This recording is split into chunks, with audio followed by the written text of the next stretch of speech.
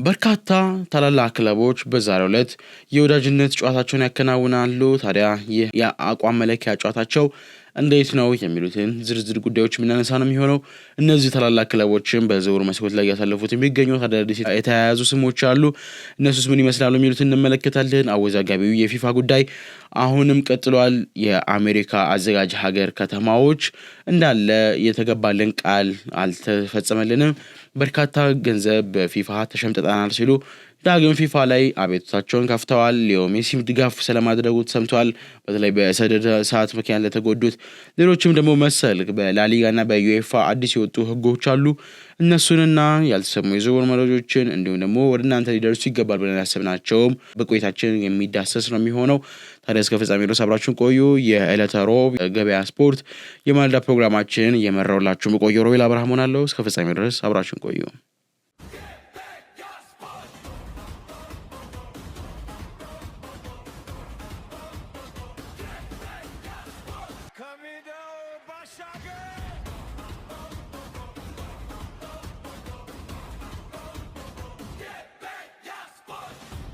በቅድሚያም ዛሬ የሚደረጉ ጨዋታዎችን እንመልከት። ዛሬ 3 መርሃ ግብሮች ትላላቅ ክለቦቹ ይፈጽማሉ። ከነዛ መካከል ቀደም ሲል የሚደረገው የኬሊግ ኦል ስታር ከማንቸስተር ሲቲ ጋራ ጨዋታቸውን የሚያከናውነው የሚሆነው በኮሪያ ሊግ ያሉ ኮከቦች ተሰብስበው ነው። እንግዲህ ቀን 8 ሰዓት ሲል ማንቸስተር ሲቲም በአቋም መለኪያ ጨዋታ የሚገጥሙት የመጀመሪያውን ጨዋታ ከኢንተር ሚላን ጋር ተጫውተው መደበኛ ጨዋታ ክፍለ ጊዜያቸውን 1-1 አጠናቀው የተቀረውን ደግሞ በፍጹም ቅጣት ምት ተሸንፈው የመጀመሪያ ጨዋታቸውን በሽንፈት የጀመሩት ኤንዞ ማሬስካ በዛሬው ዕለትስ የኮሪያ ሊግ ኮከቦችን ገጥመው በምን መንገድ ድል ያደርጋሉ የሚለው የሚጠበቅ ነው የሚሆነው። ጨዋታው 8 ሰዓት ሲል ነው የሚጀምረው። ሌላኛው ደግሞ እንደዚሁ 8 ተኩል ሲል የሚደረግ ሌላኛው መርሃ ግብር አለ። ቼልሲ ከጁቬንቱስ ሌላኛው ተጠባቂ መርሃ ግብር ነው። ቼልሲ ገና አጀማመሩ ላይ ተመልክተን 6-4 አሸንፎ የዣቪ ቡድን ጥሩ ምልክቶች አሉ ተብሎ የነበረ ቢሆንም በሁለተኛ ጨዋታ ላይ ግን በቶትናም ፍጹም ብልጫ ተወስዶበት ያውም ሙሉ አጋማሽ ቶትናም ተጫዋች በቀይ አህቶ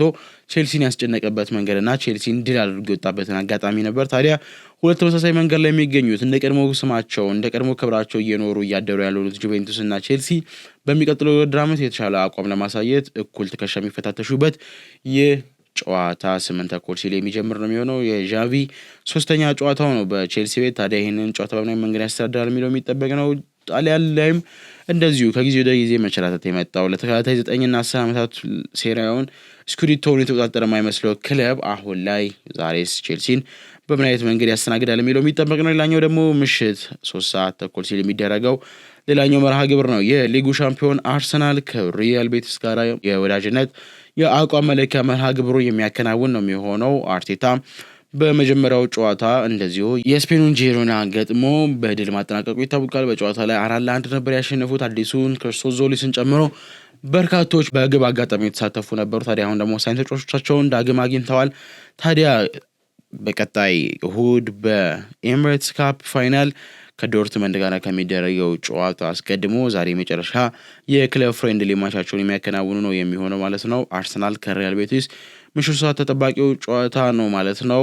ታዲያ በዚህ ጨዋታ ተገናኘ አርቴታ ያነሳው አንድ ሀሳብ ነበር። ለቀድሞ ውድድር ዝግጅታችን ስፔንን መምረጣችን ለኛ ጥሩ ነው፣ ምክንያቱም በኳስ ፍሰታቸው እጅጉን የላቁ ስለሆኑ፣ ለኛ ጥንካሬ ደግሞ ኳስ ይዞ ሲሽከረከሩ ነው የሚያድር እንጂ ገና ለገና ይከላከላል ብለን እነሱን አጥቅተን ቅድመ ዝግጅት ልንለው አንችልም ሲል ይሄንን ንግግሩን ማይክል አርቴታ ተናግሯል። ታዲያ የዛሬውን ጨዋታ በምን አይነት መንገድ ፍጻሜውን ያገኛል አብረን የምንመለከተው ጉዳይ ነው የሚሆነው ማለት ነው። ያለመጣችሁ የሚገኘው ገበያ ስፖርት ነው። ከመሸጋገሪያ ጋር ተመልሰን ስንገናኝ በቀጥታ ሌሎች ዝርዝር ጉዳዮችን እንመለከታለን። አብራችሁን ቆዩ።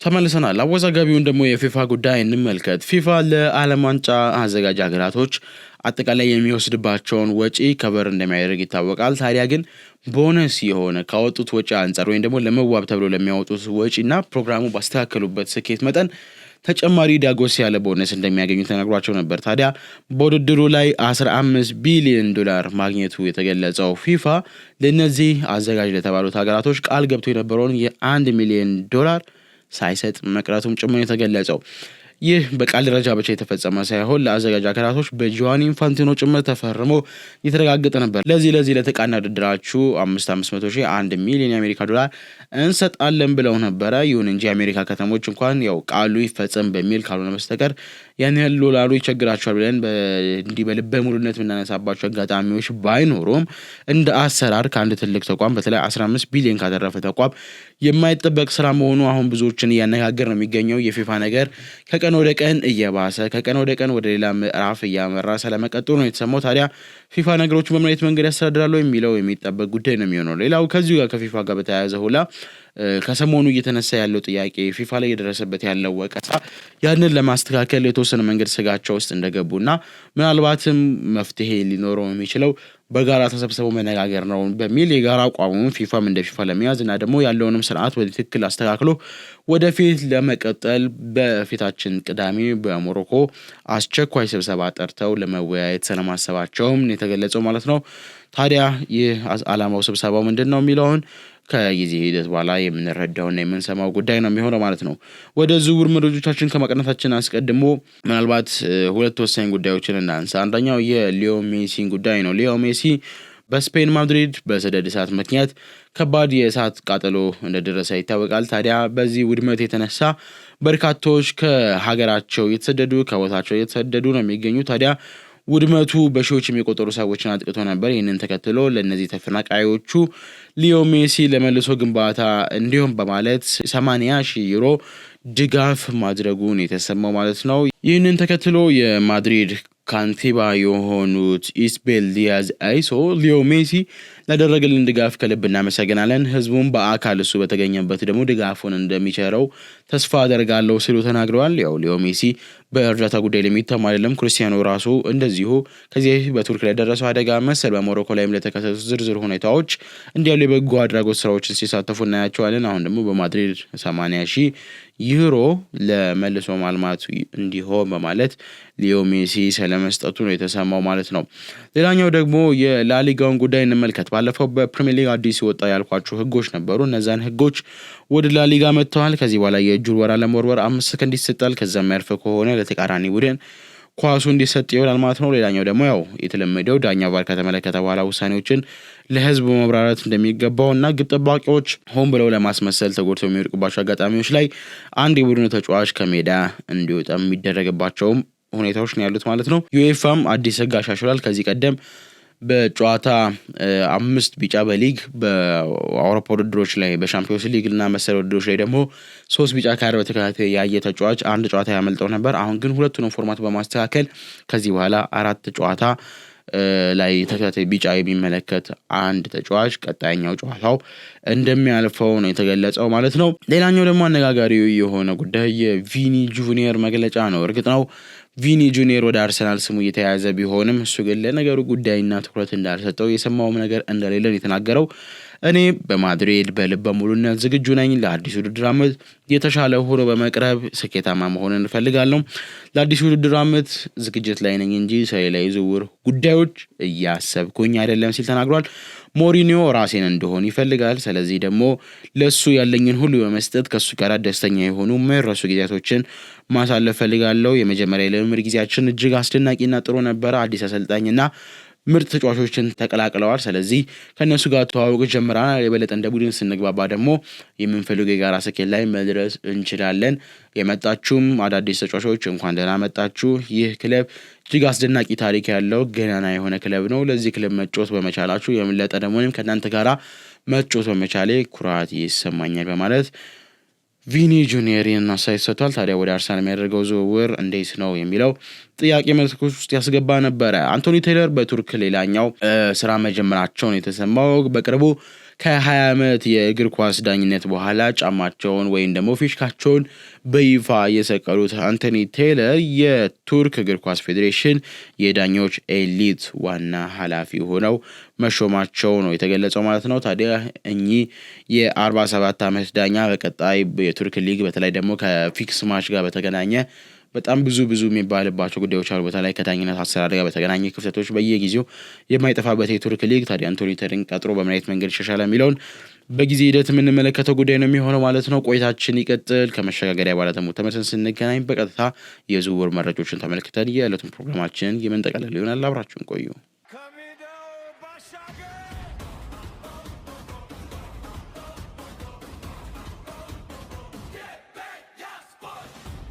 ተመልሰናል። የዝውውር መረጃዎቻችን እንመልከት። ማንቸስተር ሲቲ እና ሊቨርፑል ላይ ዛሬ እናተኩራለን። በዋነኝነት የምንመለከተው ማንቸስተር ሲቲ ነው። ማንቸስተር ሲቲ ቲያኒ ራይንደርስ እንዲሁም ደግሞ ሳቪኒዮን ለመሸጥ ስለመቃረቡ ነው የተገለጸው። ኖቲንግሃም ፎረስት የቲያኒ ራይንደርስ አዲሱ ፈላጊ ሆኖ የመጣ ሲሆን ማንቸስተር ሲቲ 60 ሚሊዮን የምትሰጡኝ ከሆነ መልቀቅ ይችላል የሚል በደብዳቤ ለኖቲንግሃም ፎረስት ማሳወቃቸው የተሰማው። እስካሁን ይፋ የሆነ ድርድሮች ባይጀመሩም ተጫዋቹም ግን ወደ ቦታው ለማቅናት አረንጓዴ መብራቱን እንዳበራን የተገለጸው ማለት ነው። ታዲያ ማንቸስተር ሲቲ ምናልባት ቲያኒ ራይንደርስን ለኖቲንግሃም አሳልፎ ሰጥቶ ማንን ያመጣል የሚለው ሜቢ ትክክለኛ ምላሽ ሊሆን የሚችለው አዩብ ባሪ ነው። ኦልሬዲ ይህ ዝውውር እንደተጠናቀቀ በተለይ ደግሞ ከቃላት ደረጃ ከስምምነት እንደደረሱ ትላንትና ምሽቱን ሲወጡ የነበሩ ዝርዝር መረጃዎች ይጠቁሙ ነበር። ፋብሪዚዮ ሮማኖ እንዳስረዳው ከሆነ እንዲሁም ደግሞ የዴይሊ ሜይሉ ጋዜጠኛ ሳይመን ጆስ እንዳስረዳው ከሆነ ቲያኒ ራይንደርስ ወደ ኖቲንግሃም ፎረስት የሚያደርገው ዝውውር የጊዜ ጉዳይ እንጂ መጠናቀቁ አይቀርም የተባለው ማለት ነው። ታዲያ እንዴት ነው የሚለው አብረን የምንመለከተው ጉዳይ ነው የሚሆነው። ሌላኛው ደግሞ የኔቶ ነው። ፔድሮ ኔቶ ከቼልሲ ጋራ ምናልባት አሁን ላይ በዣቪ ስር ቁልፉ ሰው እሱ እንደሆነ ከአመራሮቹ ተነግሮታል። ይሁን እንጂ ተጫዋቹ ምናልባት የመውጫ በሮቹ መመልከት ስለመጀመሩም ጭምር የተገለጸው ገና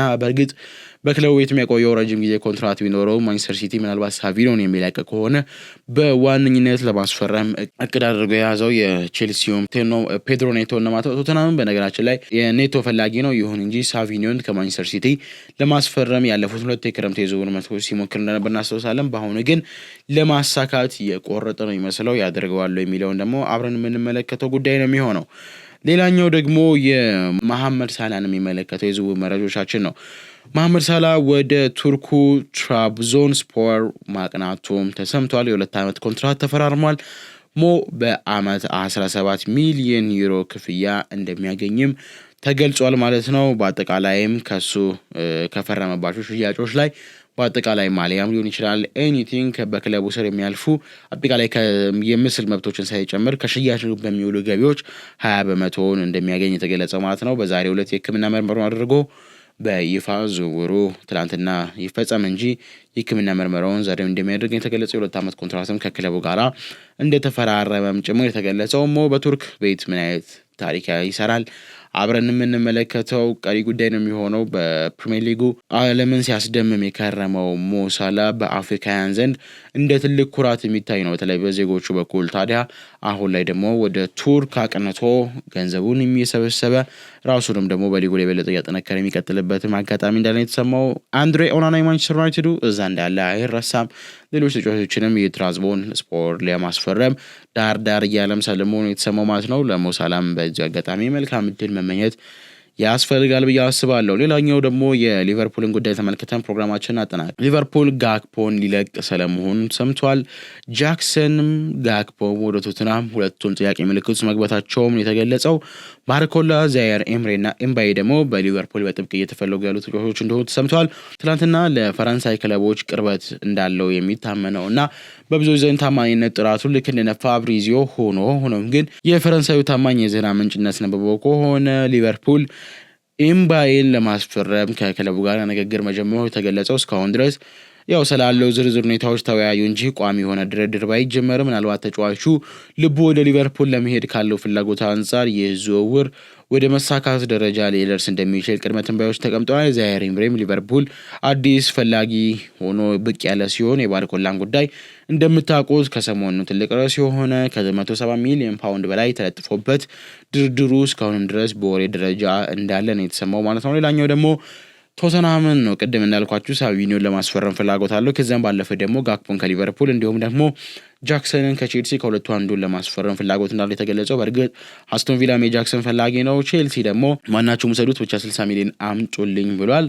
ታዲያ ቀጣይ መዳረሻው የጃክሰን የት ይሆናል የሚለው በጉጉት የሚጠበቅ ጉዳይ ነው የሚሆነው ማለት ነው።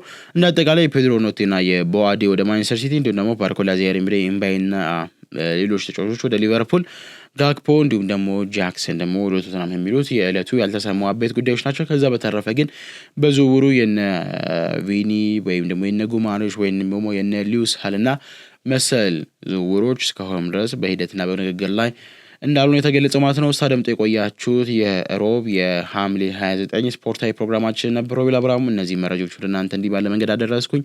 ዳግም በሌላ ርዕስ እስከምንገናኝ መልካም ቀን።